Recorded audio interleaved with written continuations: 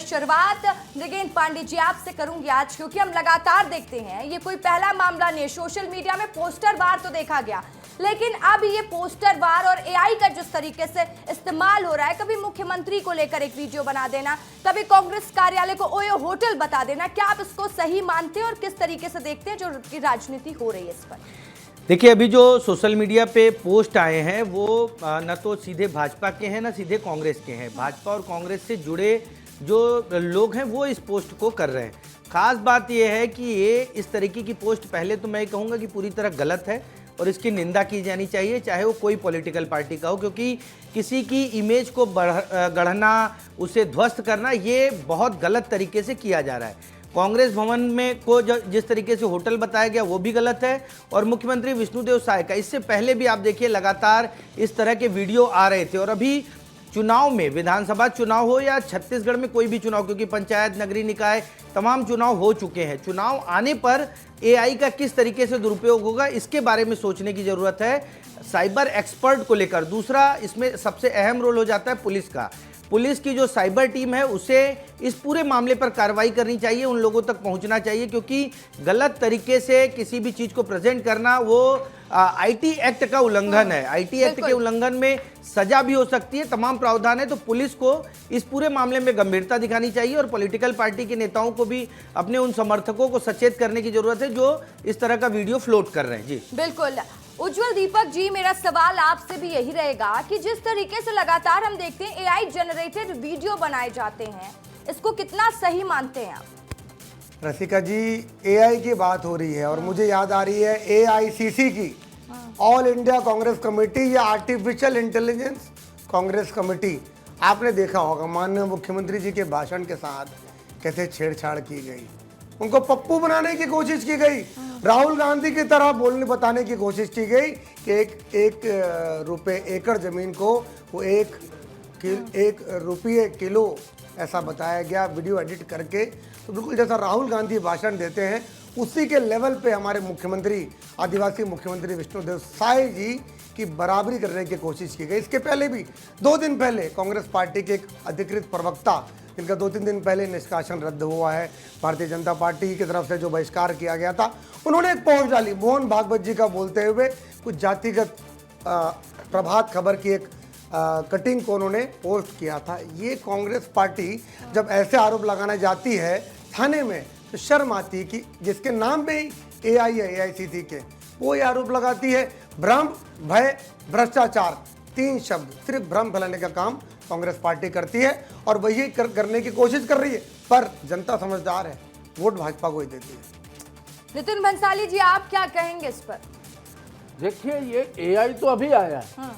ये एआई क्या, एआई के पिताजी का उपयोग 2014 से करते आ रहे हैं, 13 से मैं कहूँ तो। ये काफ़ी 5 स्टार होटलों जैसे इनके कार्यालय हैं और उन कार्यालयों में पेड एम्प्लॉय की टीम जो है, आईटी एक्सपर्टों की टीम बैठाई गई है सिर्फ ये करने के लिए कि किसी नेता की छवि को किस प्रकार धूमिल करना है।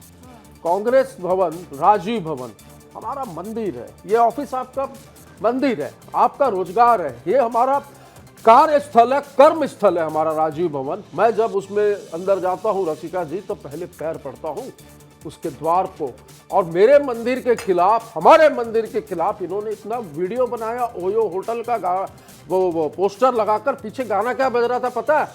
आती क्या खंडाला। तो ये किस तरीके की राजनीति को सहयोग कर रहे हैं। और प्रदेश के आदिवासी मुख्यमंत्री विष्णुदेव साय, जिनकी जबान पे लगाम ही नहीं है, गलती नहीं है, मुझे सुनने में आया, बोलना कम आता है, सज्जन है वो, उन्होंने कहा आदिवासियों को जो उद्योग लगाना चाहेंगे उन्हें 1 रुपए किलो में जमीन दूंगा। एक सेकंड भाई, मैंने नहीं रोका, मेरे को बोलने दो। नहीं कहा। फिर जैसे ही उन्होंने कहा 1 रुपए किलो में जमीन देंगे, नहीं 1 रुपए एकड़ में देंगे, तुरंत सुधारा। नहीं वो गलत बात, यही का तो दावा किया जा रहा है ना कि वो रायगढ़ में किसी ने वायरल किया। अब देखिए मजे की बात कि मनीषा गौड़ नाम की एक युवती है हमारी बहन, जो अडानी के द्वारा वहां जल जंगल जमीन उजाड़े जा रहे हैं, उसको लेकर मुखर है सोशल मीडिया पर, तत्काल उसके खिलाफ एफआईआर कर दिया। कल कांग्रेस पार्टी का प्रतिनिधि मंडल 7 वीडियो की क्लिप के साथ पेन ड्राइव के साथ एसपी से मिलने के लिए गया।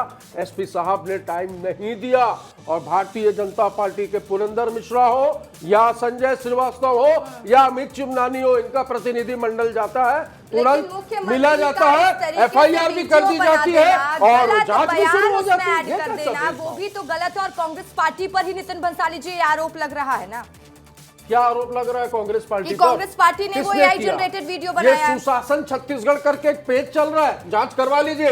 आपके लोकप्रिय चैनल में बोल रहा हूँ, एसपी साहब, आईजी साहब देख रहे हो तो ये सुशासन छत्तीसगढ़ पेज किसने बनाया है और कौन इसमें पोस्ट कर रहा है? उस पेज का नाम है भूपेश्वर भरोसा, जिस पेज से ये वीडियो पोस्ट हुआ है। तो करवा लीजिए ना। आरोप तो लग रहा है, तो जवाब हम यदि कोई आरोप लगा रहे, हम यदि कोई जांच की मांग कर रहे, हम यदि कोई आवेदन दे रहे, ठीक है उस पर उज्जवल दीपक जी चाहे ठीक है, उज्जवल दीपक जी, मेरा सवाल आपसे रहेगा कि चाहे किसी भी पार्टी के कार्यालय को कोई होटल बता देना, वो भी गलत है उतना ही जितना मुख्यमंत्री का वीडियो एडिट किया गया है। तो क्या आपको लगता है कि राजनीति का स्तर इस तरीके से गिर जाना चाहिए, इस तरीके से बार पलटवार की जरूरत है क्या? राजनीति अलग से भी तो हो सकती है। रसिका जी, अच्छी बात होती है अगर उस राजनीतिक पार्टी के ऑफिस से राजनीति होती। माननीय हमारी बहन राधिका खेड़ा जी, उन्होंने सरेआम आरोप लगाया है उसी कांग्रेस भवन में, उसी राजीव भवन में उनकी बेइज्जती की गई, महिला अपहरण किया गया। नितिन जी बोलने दीजिए। बात करेंगे। दूसरा, ईडी का आरोप है उसी राजीव भवन में कार्टून भर भर के करोड़ों रुपए लाया जाता था, ट्रांसफर होता था। उसी कांग्रेस भवन की बात कर रहे हैं आप, उसी कांग्रेस भवन की बात कर रहे हैं जो शराब के पैसे बनाया गया है और जिसके चक्कर में इनके मंत्री अंदर है, उसी कांग्रेस भवन की बात कर रहे हैं। राजनीति का मंदिर बोल रहे हैं, मंदिर में महिला का उत्पीड़न होता था इनके यहाँ। कौन सी महिला? उसी राजीव भवन में, उसी राजीव भवन के कोषाध्यक्ष उत्पीड़न के किस्से जो फरार कर रहे हैं जनता पार्टी के, तो उसी राजीव भवन में जहां अमरजीत चावला जी को गाली बकी जाती है, उसी कार्यालय की बात करें ना। रसिका जी आप करो भाई, चलिए ठीक है उज्जवल दीपक जी, लेकिन ठीक है आप जो भी आप कह रहे हैं कि जो भी वो मैटर हुआ था राधिका खेड़ा वाला, लेकिन किसी भी पार्टी के कार्यालय को होटल बता देना भी तो गलत है ना।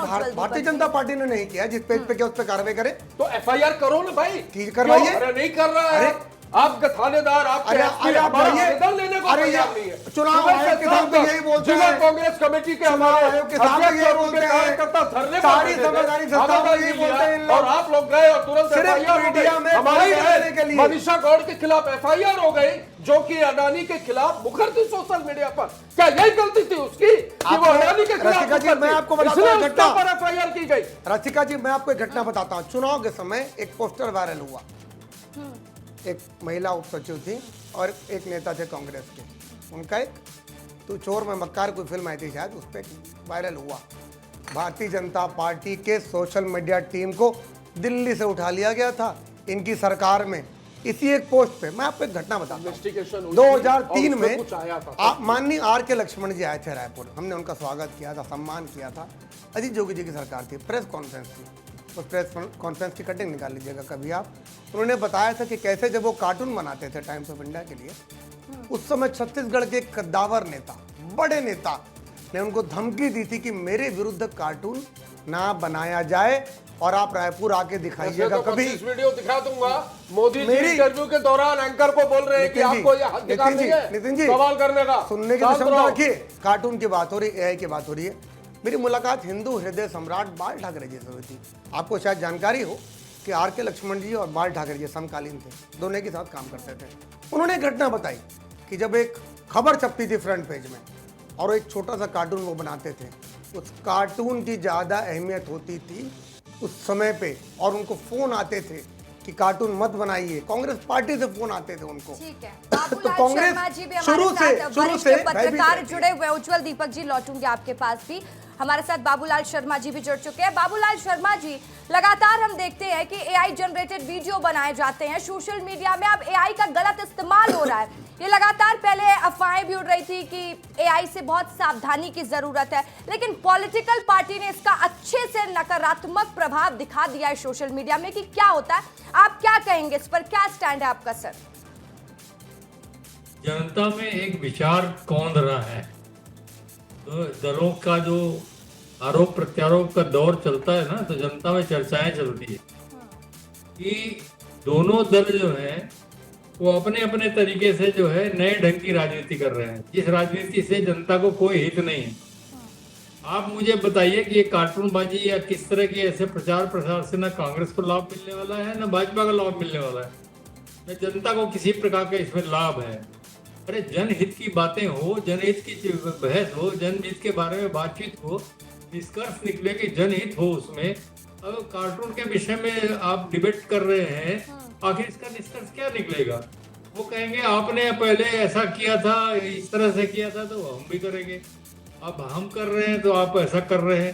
कांग्रेस कहेगी कि आप ऐसा कर रहे हो तो आपने भी ऐसा किया था। इस तरह की जो बहस होती है, इसका कोई निष्कर्ष जनहित में नहीं निकलता, वो निकलता है स्वहित में।